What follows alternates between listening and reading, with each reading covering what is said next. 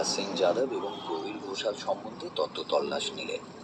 মেয়েটি জানালো, ওই তাকে জীবিত অবস্থায় দেখেছি বলে তো মনে পড়ছে না। তবে মিস্টার ঘোষাল 3-4 দিন ছিলেন, সকাল বিকেল আসতেন। তিনি বোধহয় এখন চলে গেছেন।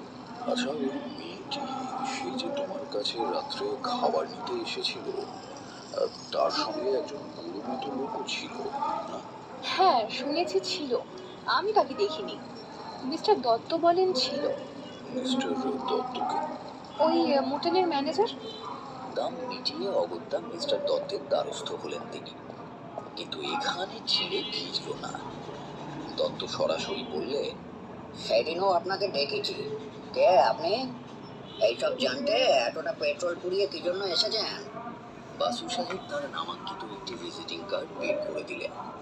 দত্ত সেটা উল্টে পাল্টে দেখে ফেরত দিয়ে বলল, ঠিকই ধরেছি।